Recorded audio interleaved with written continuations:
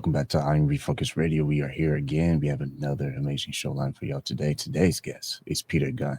He is a U.S. Air Force veteran, bodybuilder, guitarist for the Angellics, and that album is fire, man, by the way.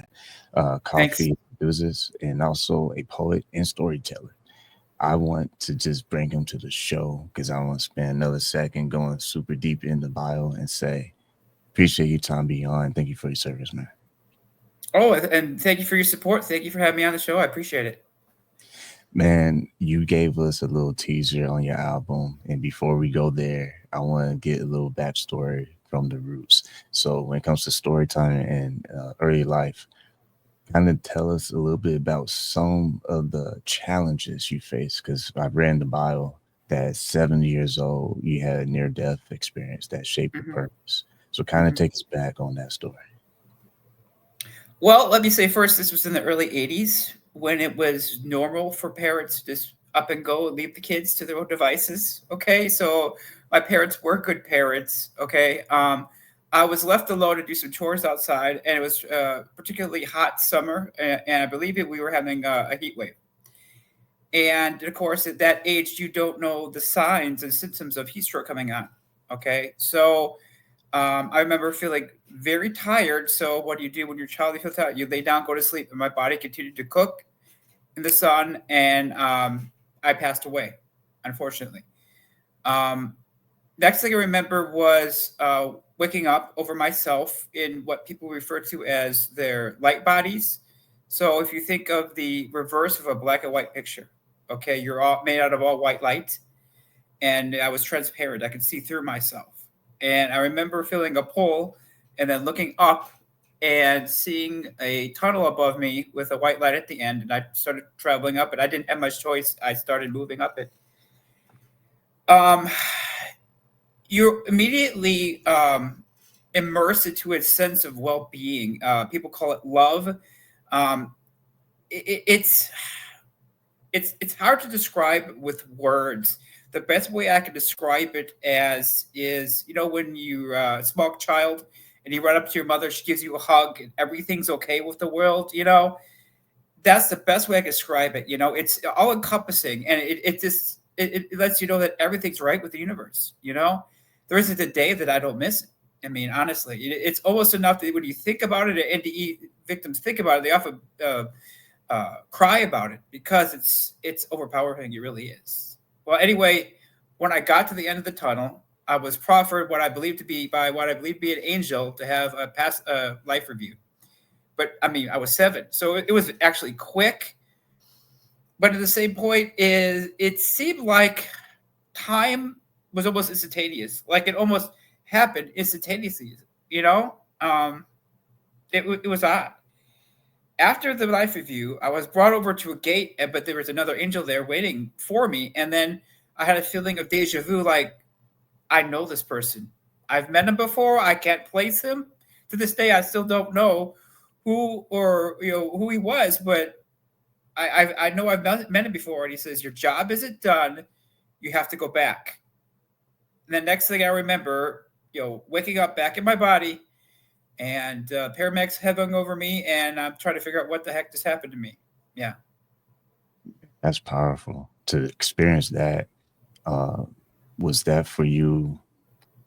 Because we hear all the buzzing words, trauma and all that. hmm What was that experience impact on you as a child? Were you worried about anything? I mean, I know you're young at that point, but what was maybe going through your mind after that sort Well, of when experience? you're a child, you're like, okay, is this a dream?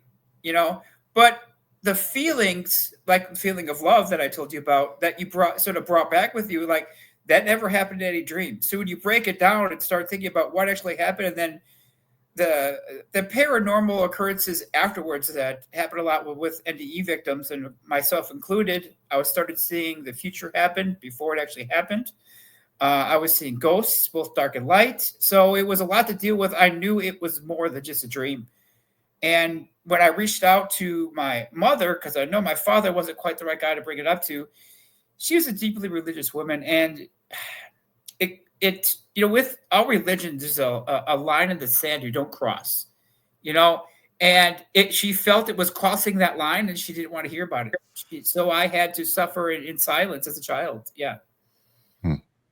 That's very interesting. I wanted to get that story because I feel like a lot of things that happen at a young age, it kind of sets the tone how we look through life through our own unique lens. So Yes. going further down the line, you also at 12 you had some other battles that you had. Kind of share us a little bit about what's going on later, a little bit later.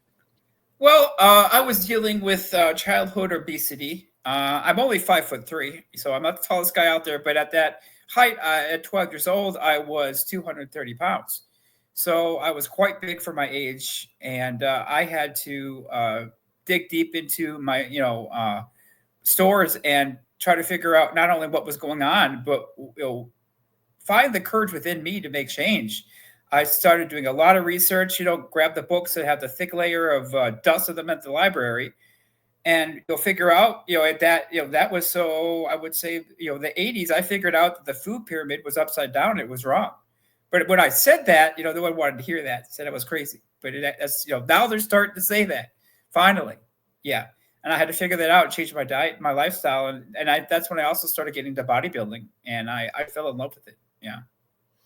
See, that's amazing stories because when I gave the intro of all your successes, I mean, it's awesome to know that people on the show are human too. We Yeah. don't breathe special air.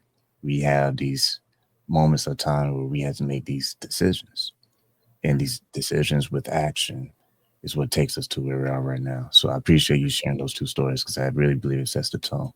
Let's get further down the road. When you decided you wanted to serve in the Air Force, what prompted you to want to go ahead and do that, and what did that look like for you for experience? Well, I've always felt a calling to become a priest, but when I saw the failings in the Catholic Church, I knew immediately, okay, that's not for me. You know, so this was a way to me for me to not only serve humanity, but serve my country. I'm very much a patriot, and it seemed like the right thing to do. And I actually fell in love with it. I had fun at boot camp. A lot of people can't say that, but it was fun for me, and it was nothing. It was easy. Yeah. Once again, listen to on Refocus Radio and watching us online, talking to our guest today, Peter Gunn. Go to his website, petergunn.net. My next question is, when you think about poetry and literature, you started writing the Amazon series because you saw the feminine left out of the hero's journey. We're going to get into that. So tell us a little bit about that experience and why that project was so important for you. Well, in 2010, when I had my daughter, I wanted to enroll her in my a love of poetry, and I started, grabbing the books, Beowulf, the Odyssey, Dante's Inferno, and but then I started realizing, like, wait a minute, why would a young girl want to read these? All the feminine portrayals in it, like in the Odyssey, the sirens are demons. The female in Beowulf is basically a demon or a dragon. So it's not very positive, and I kept looking at, like, it almost doesn't exist. So in a way, we're almost saying to our wives, our daughters, our sisters, you're not good enough for the hero's journey. And I felt it was wrong. So I decided to do something about it. Yeah. When you think about the arts, from writing to, like I said earlier, you are also in a band. Why do you believe creative work has such potential impact? Because not everyone is in that space, but when you are in that space personally, what does that mean for you to be able to creatively share your gift with the world? Well, you become one with God, one with the Creator, and you're able to help people in that capacity. Then, if you look at a map of consciousness, okay, that Dr. Hawkins first developed in the early '80s, you'll see that it's, creativity is quite up there a ways. So if you're in the creative state, you're able to help people in that state, versus being down in the lower levels. You're not helping anybody except yourself. When you think about the process of writing and publishing, what was the learning curve for you? Were you working with publishers? Were you independent? What did it look like for you to get into that space? Well, you have to when you're going to go down the entrepreneurial path, you have to find your team. Okay. And you're going to have to go through a lot of people that don't fit into your team. I had to go through a lot of editors. Um, Keep in mind, people that are logical thinking, good at math, they're very left brained. They're the perfect person to have you do your accounting and your taxes. You want that type of person. But creative person like myself, very right brained, so we think outside the box. In fact, I also joke I live there. But I hired an editor that was very logical thinking, and he could not put his head around the poetry that I was writing, and he was saying he's not going to put out his name on it and refused to help me anymore because I was using words that rhyme and that were actually words. So sir, thank you for your help. Next, sir, thank you for your help. Next. So you're going to go through a lot of people. Unfortunately, yeah, it's just it's what part of the process. You invented LLP, linked lyrical poetry. Kind of explain that to our audience, and what was your reason in creating that thing? Well, in T.S. Eliot's book Poets and Poetry, he says it should relate to the people reading it of the day. So, um, if I were to read Shakespeare, oftentimes you have someone have to explain it to you, like I don't know I don't understand. But in the day, you could understand it. Same thing with the Iliad Odyssey. Same thing with all those. So it needs to be written so the people of the day can understand it. If they were to say to themselves, "I'm going to speak in poetry, and it's going to sound this way." Okay, so I basically studied every form, and I had to come up with this hybrid form of LLP, or linked lyric and poetry, which is closely linked to rap. Because how many young kids today can rehearse and go through a rap song forward and backwards because they know it? Okay, and it's a sound that they hear every day, so they can relate to it. They can understand LLP. When you think about all the projects that you've been a part of, they combine sense of spirituality, history, and modern culture. How do you balance staying true to the source material without keeping it, should I say, while keeping it fresh and relevant?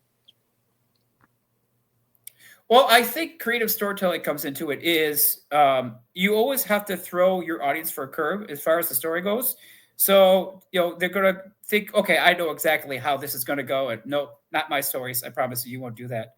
Um, I have to say that I have a knack for seeing that. In M. Night Shyamalan's movies and his stories too, I can honestly say in a lot of his stuff within the first 5-10 minutes of the movie, I like, oh yeah, it's gonna happen this and this, and it would. And I would totally ruin the movie for my wife and piss her off. But it's one of those things where if you're a writer, you understand how the story is going to progress. Yeah, so you have to throw your audience for a curve and keep it fresh. Once again, listen to Refocused Radio, watching us online, talking to our guest, Peter Gunn. Go to his website, petergunn.net. All right, I teased in the beginning. Let's get into the music side of things. You are the lead guitarist for Angellics, and I mentioned about the album that people can get on Spotify. Uh, when you think about the creative process on sound and being able to share that precious gift to the world, because who doesn't love listening to their favorite jams that gets them through life? What is that creative process like for you being a guitarist and fitting that into the vision of the band? How many times have you heard a song that just it was sort of like nails on a chalkboard? The melody was good, but like it was like someone was pounding a round peg into a square hole, fitting the words into the song. I'm not going to poo poo on my fellow artists, but there is a lot out there that need work, and I would looked at it from a different viewpoint as a poet. So in other words, make the words flow first, then the song flows with the words. And if you listen to any song on the album, oh, you're like, wait a minute, this is a poem I'm listening to, and then you realize it, yeah, and that's what makes it so much better. It's easy to on the ears and easy to listen to. Yeah. I hear the guitar because I was listening to the tracks that you sent us. I appreciate that. And I'm like, wow, this is it's like something you hear like on like a movie TV type thing, Mhm. some sync license thing or whatever. I'm like, this is really good. So I have to ask this: how long were you playing the guitar before you got involved with the band? About 5 years. Yeah. Really? Yeah. Wow. About 5 years. Yeah. I'm self-taught. So the band was very apprehensive about that. If you listen to the song Heartbreak Hit, okay, that wasn't supposed to be necessarily be a song. They weren't expecting it to turn out as well as it did. It was supposed to be a joke. That was the first song they asked me to make and write and choreograph for them on the album because they wanted to see what I was made of. So, and they also said I have to use the word sugar tits in it, which is, yeah. But we made it work so well that we actually put it in the album because it worked out really well. Yeah. Yeah. It's one of those things where, you have your heart and soul into it and you're an artist, it will come out good. Yeah. Being part of something that's bigger than yourself, from military to being part of band, uh, a lot of ideas can come about. How have you been able to, at times, look at the bigger picture versus like maybe you had a personal spin on something that you thought would be the best thing to go with, but overall you had to go with what was bigger than your own ideas? Well, you have to bear in mind, I have an angelic mandate. There isn't a day that I don't wake up and I don't, think about that. So, um, I have a higher standard to live up to, both physically, mentally, spiritually. So I hold myself there every day, 24/7, and that goes into my art as well, and my music as well. Everything I do is to a higher standard, really. When you think about how our gifts can inspire communities, that can be cliche sometimes, but not to a person who truly believes in what they're doing. How do you keep yourself grounded during the whole process of life of being on platforms and sharing your stories and your gifts with the world, but at the same time, uh, just being humble enough to where it's like it's not about fame. It's more about It's how about the can I leave music a and the legacy. message.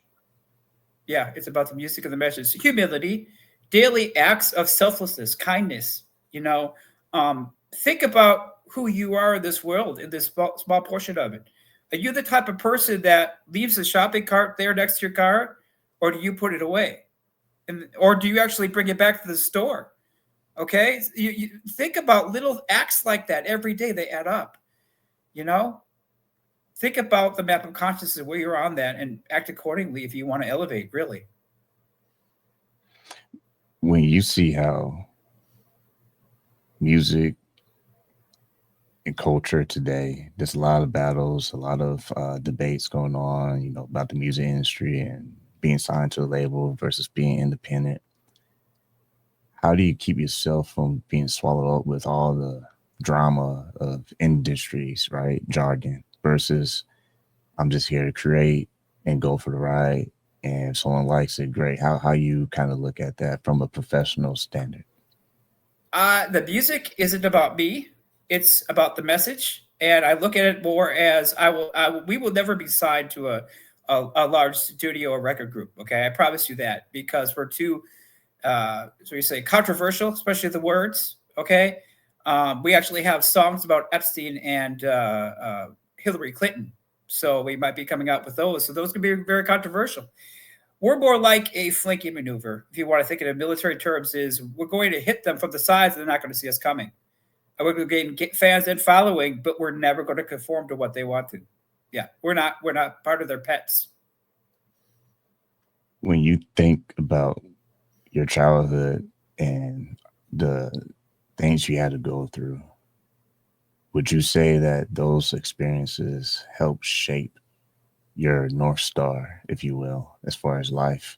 And if so, how have you kept those maybe principles grounded? Well, of course it does. I mean, like I said before, I wake up every day, knowing that I have an angelic mandate that I have to, achieve. I keep faith in God. The path to me always seems, if you stay grounded and you stay humble, the path is very obvious. But at the same time, if you're not scared, you're doing something wrong. Okay. The path to faith is like a rickety old rope bridge over a deep, dark chasm that you can't see the end of. and you can't see the other side, and you're going to have to take a step out onto it. That's when you know you're stepping in faith, because you're going to be scared shitless, but it's just one of those things that's going to have to happen. Yeah.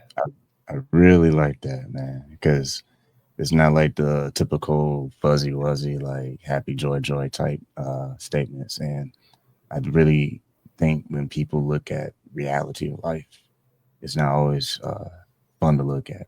And sometimes it's the best thing that can happen, though, because it shows you exactly where you are at that point in time. And you basically have two choices: you move forward or you quit. How many times have you been in a situation where you feel like, man, if I don't move forward, my only other option is to quit? And how did you keep yourself uh, focused enough to go ahead and take that leap of faith? Well, I realized that I can move laterally. Okay. You can have several options out in front of you, but maybe A, B, and C, but the path of faith, you might have to completely do with 180 and turn around to see it. Okay. Keeping that in mind, it's God. If God is using you, be willing to take steps down the corporate ladder, or your job, move to a new country, a new state, do something that is completely uncharacteristic of you. That's what it's going to take, really. God may ask you to do that. I like that. Once again, listen on Refocused Radio and watching us online, talking to our guest, Peter Gunn. And go to his website, petergunn.net. Before we come to the official close, anything that you are working on in the future that you plan on updating your community on your website or social media? And so, kind of share us what's your vision? Well, we're going to start doing live sessions with the band because the rest of the band is in Germany. So we're going to try to start doing live sessions with the bands and then put them on the band's website. We're very much in the fledgling stage right now. We're just getting things up and running, seeing how fans take to the music, and we're going to just play it by ear. And like I said before, we're willing to move laterally if need be and be that flaky maneuver that God needs us to be.